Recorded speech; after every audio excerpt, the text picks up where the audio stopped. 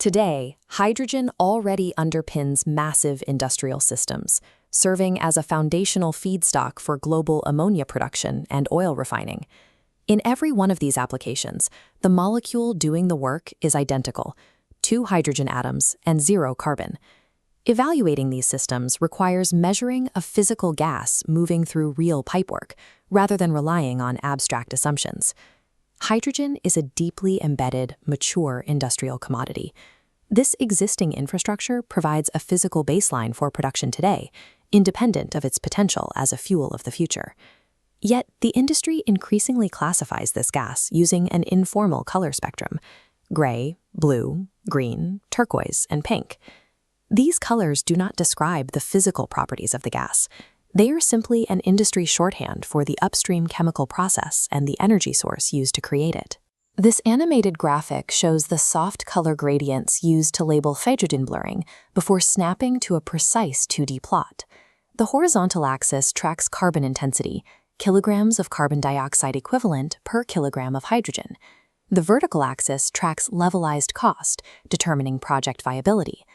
To engineer real thermal and power solutions, professionals have to discard the marketing colors and design around these strict thermodynamic and economic data points. The overwhelming majority of hydrogen, roughly 96% of global production today, is what the industry calls gray. This block flow diagram traces the steam-methane reforming process. Natural gas reacts with high-temperature steam over a catalyst, splitting into the hydrogen product and a stream of vented carbon dioxide. The resulting carbon footprint is heavy. For every kilogram of hydrogen produced, steam methane reforming commonly vents 10 to 12 kilograms of carbon dioxide straight to the atmosphere. It remains the dominant baseline for one reason: economics. It is the cheapest route available, typically costing between $1 and $2 per kilogram. Blue hydrogen uses the exact same upstream reforming process, but attaches carbon capture and storage equipment to intercept the emissions. While that addition lowers emissions on paper, realizing those reductions requires intense scrutiny of physical flow characteristics and the total system's integrity. The actual carbon intensity of blue hydrogen spans a wide band of 3 to 9 kilograms of CO2 equivalent. That number depends heavily on achieving real-world capture rates that match design figures, and on eliminating upstream methane leaks. Furthermore, the massive capital and operating expenses of the capture and compression equipment inherently push the levelized cost above the gray baseline. Blue hydrogen's environmental claims cannot be accepted at face value. They demand strict engineering verification of the capture hardware in operation. Green and pink hydrogen pathways abandon fossil fuels entirely, relying instead on splitting water in an electrolyzer. The only distinction between the two is the energy input. Green utilizes renewable electricity, like wind or solar, while pink utilizes nuclear power. At the point of production, both of these routes release essentially 0 carbon dioxide. This waterfall chart breaks down the levelized cost of green hydrogen production, isolating the primary engineering bottleneck: the massive thermodynamics and electricity requirement, which accounts for roughly 70% of the total cost. Because of this heavy electrical draw, current unsubsidized green hydrogen sits in the $2.50 to $5 per kilogram range, depending entirely on plant scale and local power prices. The specific hardware further dictates project economics, with established alkaline systems pricing differently than newer proton exchange membrane, or PEM, systems.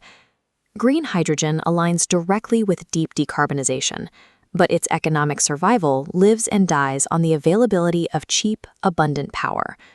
Turquoise hydrogen represents an emerging middle path utilizing methane pyrolysis.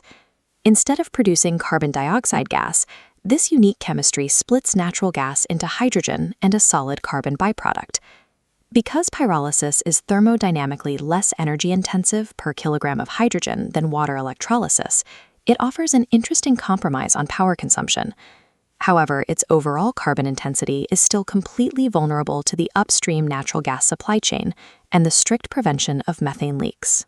The life cycle economics of a turquoise facility depend entirely on finding a reliable industrial market or secure storage solution for the vast amounts of solid carbon it generates. Pyrolysis is an intriguing thermodynamic alternative, but it remains at an early commercial stage, fraught with supply chain dependencies. We can contextualize these different physical pathways by tracking the projected trajectory of their levelized costs. The United States Department of Energy has formalized these cost-down targets through its Hydrogen Shot initiative.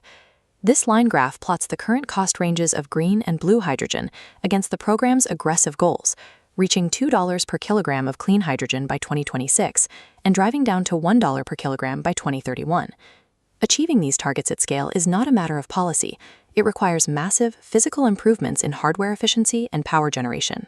The economic feasibility of a clean hydrogen transition depends entirely on solving these hard engineering challenges, not applying optimistic labels. Gray is cheap but carbon-heavy. Blue relies entirely on capture verification. Green is clean but constrained by renewable costs. To design systems that actually operate effectively, practicing power and thermal engineers must look past the marketing terminology. Whenever you evaluate a hydrogen feed, ask two precise questions. What is the specific production route, and what is the exact energy source driving it? From there, always demand the measured carbon intensity in kilograms of carbon dioxide equivalent. To review the exact thermodynamics and cost data for each of these pathways, read the detailed technical breakdowns available on our site. Rigorous measurement and thermodynamic reality are the only tools capable of building a functional hydrogen economy.